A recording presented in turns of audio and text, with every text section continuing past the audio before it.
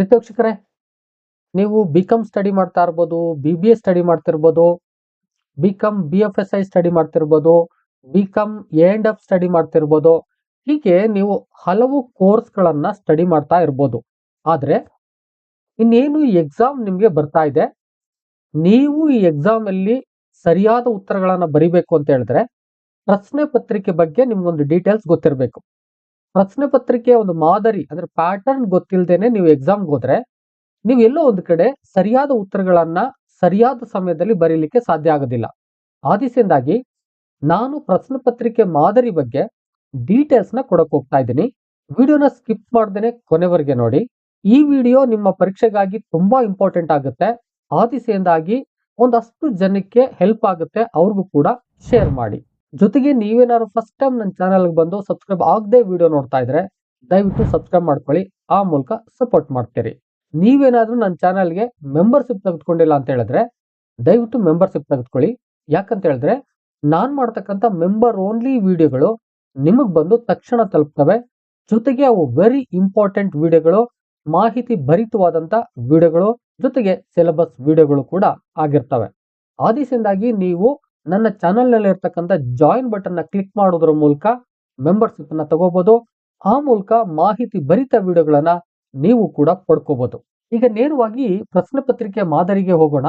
ನೀಟಾಗಿ ತಿಳ್ಕೊಳ್ಳಿ. ಇದನ್ನ ನೀವು ಎಕ್ಸಾಮಿನೇಷನ್ ಹಾಲ್ ಅಲ್ಲಿ ಹೇಗ್ ಬರಿಬೇಕು ಅಂತಕ್ಕಂಥದ್ದು ಗೊತ್ತಾಗ್ಬಿಡುತ್ತೆ. ನಿಮ್ಗೆ 3 ಗಂಟೆ ಅವಧಿಯ ಪರೀಕ್ಷೆ ನಡೀತಾ ಇದೆ. ಒಟ್ಟು 80 ಅಂಕಗಳು. ಅಂದ್ರೆ SCP ಬ್ಯಾಚ್ ನಲ್ಲಿ ಯಾರ್ಯಾರೆಲ್ಲ ಎಕ್ಸಾಮ್ ಫೇಸ್ ಮಾಡ್ತಾ ಇದ್ದೀರೋ, ಅದರಲ್ಲೂ ಕೂಡ BCU ನಲ್ಲಿ ಸಿಲೆಬಸ್ ಯಾರು ಓದ್ತಾ ಇದ್ದೀರೋ ಅಂಥವ್ರಿಗೆ ಇದು ಬಹಳ ಮುಖ್ಯವಾಗಿ ಬೇಕಾಗುತ್ತೆ.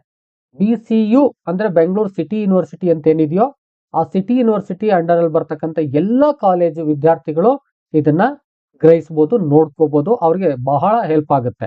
ಒಟ್ಟು 80 ಅಂಕಗಳಿಗೆ ನೀವು ಥಿಯರಿ ಎಕ್ಸಾಮ್ ನ ಬರೀತಾ ಇದ್ದೀರಾ ಕನ್ನಡ ಲ್ಯಾಂಗ್ವೇಜ್ ಅಲ್ಲಿ. ಇನ್ನು 20 ಅಂಕಗಳು ನಿಮ್ಗೆ ಇಂಟರ್ನಲ್ ಇರ್ತವೆ, ಅವುಗಳು ನಿಮ್ಗೆ ಆಲ್ರೆಡಿ ಸಿಕ್ಕಿರ್ತವೆ.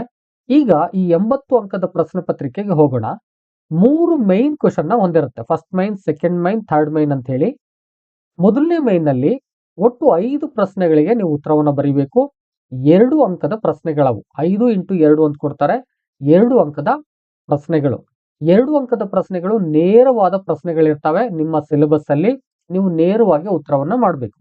ಅದಕ್ಕೆ ಅವ್ರು ಹೇಳ್ತಾರೆ 4-5 ವಾಕ್ಯಗಳಲ್ಲಿ ಅಷ್ಟೇ ಉತ್ತರ ಮಾಡಿ ಅಂತ ಹೇಳಿ. ಕೆಲವು ಜನ ಒಂದೊಂದು ಪೇಜು, ಅರ್ಧ ಪೇಜ್ ಎಲ್ಲ ಬರೀತೀರಾ, ಅದರ ಅವಶ್ಯಕತೆ ಇರೋದಿಲ್ಲ. ನೀವು ಅರ್ಧ ಪೇಜ್ ಬರೆದ್ರು ಕೂಡ 2 ಅಂಕ, ಕೆಲವು ಅರ್ಧ ಪೇಜ್ ಬರೆದು ಕೂಡ 1 ಅಂಕ ತಗೊಳ್ಳೋರು ಇದ್ದಾರೆ, 1 ಅಂಕನು ತಗೊಳ್ಕೊಳ್ತಾ ಇರತಕ್ಕಂಥವ್ರು ಇದ್ದಾರೆ.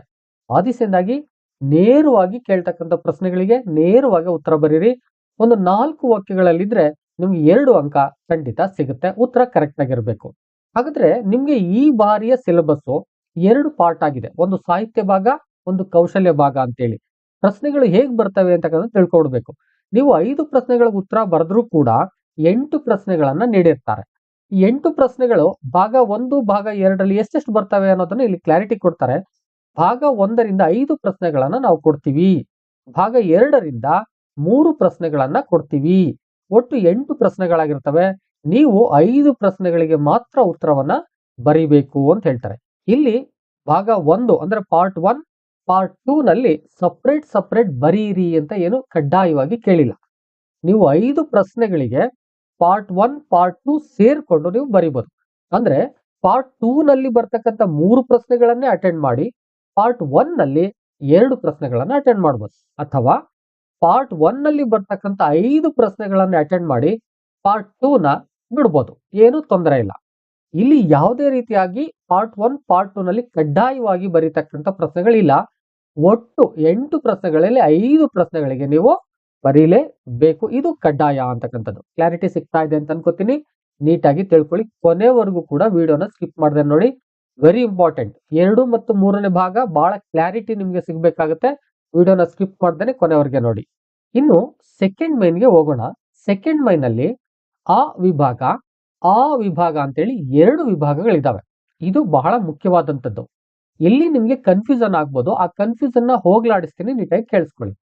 ಆ ವಿಭಾಗದಲ್ಲಿ ಈ ಕೆಳಗಿನ 4 ಪ್ರಶ್ನೆಗಳಿಗೆ 10ರಿಂದ 15 ವಾಕ್ಯಗಳಲ್ಲಿ ಉತ್ತರಿಸಿ ಎಂಬುದಾಗಿ ಹೇಳ್ತಾರೆ.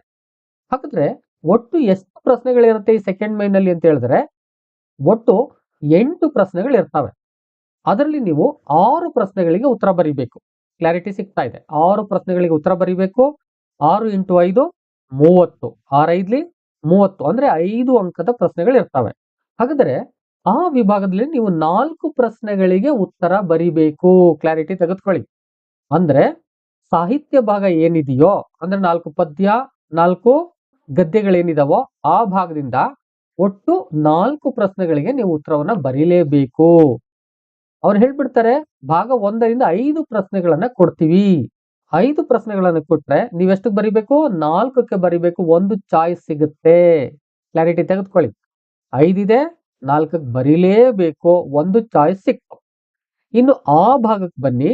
ಈ ಕೆಳಗಿನ 2 ಪ್ರಶ್ನೆಗಳಿಗೆ 10ರಿಂದ 15 ವಾಕ್ಯಗಳಲ್ಲಿ ಇಲ್ಲಿ ಎಷ್ಟು ಪ್ರಶ್ನೆಗಳಿಗೆ ಬರಿಬೇಕು? 2 ಪ್ರಶ್ನೆಗಳನ್ನ ಕಡ್ಡಾಯವಾಗಿ ಬರಿಬೇಕು. ಎಷ್ಟು ಪ್ರಶ್ನೆಗಳನ್ನ ಇಲ್ಲಿಂದ ಕೊಡ್ತಾರೆ ಅಂತ ಹೇಳಿದ್ರೆ ಭಾಗ 2ರಿಂದ 3 ಪ್ರಶ್ನೆಗಳನ್ನ ಕೊಡುತ್ತೇವೆ ಎಂಬುದಾಗಿ ಹೇಳ್ತಾರೆ. ಅಂದ್ರೆ 3 ಪ್ರಶ್ನೆಗಳನ್ನು ಕೊಡ್ತಾರೆ. ನೀವು 2ಕ್ಕೆ ಅಟೆಂಡ್ ಮಾಡಬೇಕು. ಈಗ ಕ್ಲಾರಿಟಿ ಸಿಕ್ಕಿದೆ ಅಂತ ಅನ್ಕೋತೀನಿ. ಒಟ್ಟು 6 ಪ್ರಶ್ನೆಗಳಿಗೆ ಉತ್ತರ ಬರಿಬೇಕು.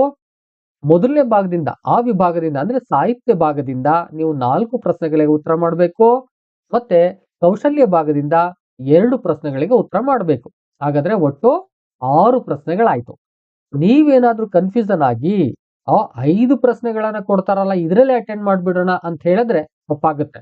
ಆ ದಿಸೆಯಿಂದಾಗಿ ಈ ಆ ವಿಭಾಗದಲ್ಲಿ ಅಂದ್ರೆ ಸಾಹಿತ್ಯ ಭಾಗದಲ್ಲಿ 4 ಪ್ರಶ್ನೆಗಳಿಗೆ ಉತ್ತರ ಮಾಡಿ 5 ಕೊಟ್ಟಿರ್ತಾರೆ. ಇನ್ನು ಕೌಶಲ್ಯ ಭಾಗದಲ್ಲಿ 2 ಪ್ರಶ್ನೆಗೆ ಉತ್ತರ ಮಾಡಿ 3 ಕೊಟ್ಟಿರ್ತಾರೆ. ಕ್ಲಾರಿಟಿ ಸಿಕ್ತು ಅಂತ ಅನ್ಕೋತೀನಿ. ಅಂದ್ರೆ ನೀವು 2 ಭಾಗನ ಕಡ್ಡಾಯವಾಗಿ ಓದ್ಲೇಬೇಕಾಗತ್ತೆ ಅಂತಕ್ಕಂಥದ್ದು. ಇನ್ನು ಥರ್ಡ್ ಮೈನ್ಗೆ ಹೋಗೋಣ. ಇಲ್ಲೂ ಕೂಡ ಅ ಮತ್ತು ಆ ವಿಭಾಗವನ್ನ ಕೊಟ್ಟಿದ್ದಾರೆ. ಆ ವಿಭಾಗದಲ್ಲಿ 2 ಪ್ರಶ್ನೆಗಳಿಗೆ 20ರಿಂದ 25 ವಾಕ್ಯಗಳಲ್ಲಿ ಉತ್ತರಿಸಿ ಎಂಬುದಾಗಿ ಹೇಳ್ತಾರೆ. ಇಲ್ಲಿ ಭಾಗ 1ರಿಂದ 3 ಪ್ರಶ್ನೆಗಳನ್ನ ಕೊಡ್ತೀವಿ ಅಂತ ಹೇಳ್ತಾರೆ. ಅಂದ್ರೆ ಸಾಹಿತ್ಯ ಭಾಗದಿಂದ 3 ಪ್ರಶ್ನೆಗಳನ್ನ ನಾವು ಕೊಡ್ತೀವಿ ಎಂಬುದಾಗಿ ಹೇಳ್ತಾರೆ. ಇನ್ನು ಆ ವಿಭಾಗದಲ್ಲಿ 2 ಪ್ರಶ್ನೆಗಳಿಗೆ ಉತ್ತರಿಸಿ 20ರಿಂದ 25 ವಾಕ್ಯಗಳಲ್ಲಿ ಈ ಭಾಗದಲ್ಲಿ 3 ಪ್ರಶ್ನೆಗಳನ್ನ ಕೊಡ್ತೀವಿ ಅಂತ ಹೇಳ್ತಾರೆ. ಅಂದ್ರೆ ನಮಗೆ ಕ್ಲಾರಿಟಿ ಸಿಕ್ತು. ಸಾಹಿತ್ಯ ಭಾಗದಲ್ಲಿ 3 ಪ್ರಶ್ನೆಗಳು, ಕೌಶಲ್ಯ ಭಾಗದಲ್ಲಿ 3 ಪ್ರಶ್ನೆಗಳು ನಮಗೆ ಸಿಗ್ತವೆ. ಅಟೆಂಡ್ ಮಾಡಬೇಕಾಗಿರೋದು 4 ಪ್ರಶ್ನೆಗಳಿಗೆ 4 ಇಂಟು 10 40 ಅಂಕಗಳಾಗತ್ತೆ. ಇಲ್ಲೂ ಕೂಡ 2ನೇ ಭಾಗದಲ್ಲಿ ಹೇಗೆ ಸಪರೇಟ್ ಅಂದ್ರೆ ಸಾಹಿತ್ಯ ಭಾಗದಲ್ಲಿ ಕೌಶಲ್ಯ ಭಾಗದಲ್ಲಿ ಬರೀಲೇಬೇಕೋ ಹಾಗೆ ಬರಿಬೇಕು. ನೀವೇನಾದ್ರೂ ಸಾಹಿತ್ಯ ಭಾಗದಲ್ಲಿ 3 ಪ್ರಶ್ನೆ ಇದಾವಲ್ಲ 3 ಪ್ರಶ್ನೆಗೆ ಅಟೆಂಡ್ ಮಾಡ್ಬಿಡೋಣ ಅಂದ್ರೆ ಅದು ವ್ಯಾಲ್ಯೂ ಆಗಲ್ಲ. ಒಂದು ಪ್ರಶ್ನೆ ಅದು ವೇಸ್ಟ್ ಆಗುತ್ತೆ. ನೀವು ಬರೆದ್ರೂ ಕೂಡ ಅದು ಕೌಂಟ್ ಆಗೋದಿಲ್ಲ. ಆ ದಿಸೆಯಿಂದಾಗಿ ನೀಟಾಗಿ ಒಂದು ಕ್ಲಾರಿಟಿ ತೆಗೆದುಕೊಳ್ಳಿ. ನೀವು ಸಾಹಿತ್ಯ ಭಾಗದಲ್ಲಿ 2 ಪ್ರಶ್ನೆಗಳಿಗೆ ಅಟೆಂಡ್ ಮಾಡಲೇಬೇಕು. 3 ಇರ್ತವೆ. ಕೌಶಲ್ಯ ಭಾಗದಲ್ಲಿ 2 ಪ್ರಶ್ನೆಗೆ ಅಟೆಂಡ್ ಮಾಡಲೇಬೇಕು. 3 ಪ್ರಶ್ನೆಗಳು ಇರ್ತವೆ ಅಂತಕ್ಕಂಥದ್ದು. ಒಟ್ಟಾರೆ ಹೀಗೆ ಮೊದಲನೇ ಭಾಗ ಅಂದ್ರೆ ಮೊದಲನೇ ಮೇನ್ ಕ್ವಶನ್ ಅಲ್ಲಿ ನಿಮ್ಗೆ ಯಾವುದೇ ಕಡ್ಡಾಯವಾಗಿ ಕೌಶಲ್ಯ ಭಾಗದಿಂದ ಬರಿಬೇಕು, ಸಾಹಿತ್ಯ ಭಾಗದಿಂದ ಬರಿಬೇಕು ಅನ್ನೋದಿಲ್ಲ. ನೀವು 8 ಪ್ರಶ್ನೆಗಳಲ್ಲಿ ಯಾವ್ದಕ್ಕಾದ್ರೂ ಕೌಶಲ್ಯ ಭಾಗದಲ್ಲಿ ನಿಮ್ಗೆ ಹೆಚ್ಚು ಪ್ರಶ್ನೆಗಳು ಸಿಗಲ್ಲ. 3 ಪ್ರಶ್ನೆಗಳು ಇರ್ತವೆ. ಆದ್ರೆ ಇದರಲ್ಲಿ ಕಡ್ಡಾಯ ಏನಿಲ್ಲ ಇಷ್ಟೇ ಬರಿಬೇಕು ಅಂತ ಹೇಳಿ. ನೀವು ಒಟ್ಟು 8 ಪ್ರಶ್ನೆಗಳಲ್ಲಿ 5 ಪ್ರಶ್ನೆಗಳಿಗೆ ನೀವು ಎಲ್ಲಾದ್ರೂ ಅಟೆಂಡ್ ಮಾಡಬಹುದು. ಕೌಶಲ್ಯ ಭಾಗದಲ್ಲಿ 3 ಅಟೆಂಡ್ ಮಾಡಿ, ಇನ್ನು ಸಾಹಿತ್ಯ ಭಾಗದಲ್ಲಿ 2 ಅಟೆಂಡ್ ಮಾಡಬಹುದು. ಅಥವಾ ಸಾಹಿತ್ಯ ಭಾಗದಲ್ಲಿ 5 ಅಟೆಂಡ್ ಮಾಡಬಹುದು. 3 ಪ್ರಶ್ನೆಗಳನ್ನು ಬಿಡಬಹುದು. ಏನ್ ತೊಂದರೆ ಇಲ್ಲ. ಆದ್ರೆ main question number 2, main question number 3 ಅಂತ ಹೇಳಿದ್ರೆ ಮುಖ್ಯ ಪ್ರಶ್ನೆ 2, ಮುಖ್ಯ ಪ್ರಶ್ನೆ 3ರಲ್ಲಿ ಮಾತ್ರ ಕಡ್ಡಾಯವಾಗಿ ಸಾಹಿತ್ಯ ಭಾಗದಲ್ಲೂ ಬರಿಬೇಕು, ಕೌಶಲ್ಯ ಭಾಗದಲ್ಲೂ ಬರಿಬೇಕು. ಈ 2 ಭಾಗದಲ್ಲಿ ನೀವು ತಯಾರಿಯನ್ನ ನಡೆಸಲೇಬೇಕು. ಯಾವುದೇ ಭಾಗವನ್ನ ನೀವು ಸ್ಕಿಪ್ ಮಾಡೋ ಹಾಗಿಲ್ಲ ಅಂತಕ್ಕಂಥದ್ದು. ಆ ದಿಸೆಯಿಂದಾಗಿ ನೀಟಾಗಿ ಇದನ್ನು ತಿಳ್ಕೊಂಡು ಆ ನಂತರದಲ್ಲಿ ಎಕ್ಸಾಮಿನೇಷನ್ಗೆ ಹೋಗಿ. ಹೇಗೆಗೋ ಇದು ಗೊತ್ತಿಲ್ಲದೇನೆ ಎಕ್ಸಾಮಿನೇಷನ್ಗೆ ಹೋಗಬೇಡಿ. ನಿಮ್ಮ ಸ್ನೇಹಿತರಿಗೂ ಕೂಡ ಇದು ಕಡ್ಡಾಯವಾಗಿ ಬೇಕಾಗತ್ತೆ. ಎಷ್ಟೋ ಜನ ಪ್ರಶ್ನೆ ಪತ್ರಿಕೆ ಪ್ಯಾಟರ್ನ್ ಗೊತ್ತಿಲ್ಲದೆ ಅಲ್ಲಿ ಹೋಗಿ ಕನ್ಫ್ಯೂಷನ್ ಆಗಿ ಯಾವ್ದಕ್ಕೂ ಅಟೆಂಡ್ ಮಾಡಿ ಬಂದು ಆ ನಂತರದಲ್ಲಿ ಅಯ್ಯೋ ಮಾರ್ಕ್ಸ್ ಬಂದಿಲ್ಲ ಬರ್ದಿರ್ತಾರೆ. ಅದ್ರ ಮಾರ್ಕ್ಸ್ ಬರಲ್ಲ. ಯಾಕಂತ ಹೇಳಿದ್ರೆ ಕಡ್ಡಾಯವಾಗಿ ಅಟೆಂಡ್ ಮಾಡ್ತಕ್ಕಂಥ ಕ್ವಶನ್ಗಳನ್ನ ಕಡ್ಡಾಯವಾಗಿ ಅಟೆಂಡ್ ಮಾಡಿರಲ್ಲ. ಯಾವುದೋ ಒಂದು ಭಾಗದಿಂದಲೇ ಹೆಚ್ಚು ಬರ್ದ್ಬಿಟ್ಟು ಬಂದ್ಬಿಟ್ಟಿರ್ತಾರೆ. ಆ ದಿಸೆಯಿಂದಾಗಿ ಇದು ಸ್ನೇಹಿತರಿಗೂ ಕೂಡ ಬೇಕಾಗುತ್ತೆ, ಹೆಲ್ಪ್ ಆಗುತ್ತೆ. ನಿಮ್ ಕಡೆಯಿಂದ ಆದಷ್ಟು ಶೇರ್ ಮಾಡಿ. ನಿಮ್ಮ ಫ್ರೆಂಡ್ಸು ಸ್ನೇಹಿತರ ಗ್ರೂಪ್ಗಳಿರುತ್ತೆ, ನಿಮ್ಮ ಕ್ಲಾಸ್ ಗ್ರೂಪ್ಗಳಿರುತ್ತೆ, ಅಲ್ಲೂ ಕೂಡ ಶೇರ್ ಮಾಡಿ. ಜೊತೆಗೆ ಈ ರೀತಿಯ ಇನ್ಫಾರ್ಮೇಟಿವ್ ವಿಡಿಯೋಗಳಿಗಾಗಿ ನೀವೇನ ನನ್ನ ಚಾನಲ್ಗೆ ಇನ್ನೂ ಸಬ್ಸ್ಕ್ರೈಬ್ ಆಗಿಲ್ಲ ಅಂದ್ರೆ ಸಬ್ಸ್ಕ್ರೈಬ್ ಮಾಡ್ಕೊಳ್ಳಿ. ವಿಡಿಯೋ ಇಷ್ಟ ಆಗಿದ್ರೆ ಒಂದು ಲೈಕ್ ಮಾಡಿ. ಎಷ್ಟು ಜನಕ್ಕೆ ಬೇಕಾಗುತ್ತೆ ಶೇರ್ ಮಾಡಿ. ಜೊತೆಗೆ ಏನಾದ್ರು ಕೇಳಬೇಕು ಹೇಳಬೇಕು ಅಂತ ಹೇಳಿದ್ರೆ ಕಾಮೆಂಟ್ ಬಾಕ್ಸ್ ಅಲ್ಲಿ ಹೋಗಿ ಕಾಮೆಂಟ್ ಮಾಡಿ. ಮತ್ತೊಂದು ಇನ್ಫಾರ್ಮೇಟಿವ್ ವಿಡಿಯೋ ಜೊತೆ ನಿಮ್ಮೊಟ್ಟಿಗೆ ಬರ್ತೀನಿ. ಅಲ್ಲಿವರೆಗೆ thank you and all. Love you all. Video ನೋಡಿದ ಪ್ರತಿಯೊಬ್ಬರಿಗೂ ಕೂಡ ಅನಂತ ಧನ್ಯವಾದಗಳು. ಮತ್ತೆ ಮತ್ತೆ ಭೇಟಿ ಆಗ್ತಿರೋಣ.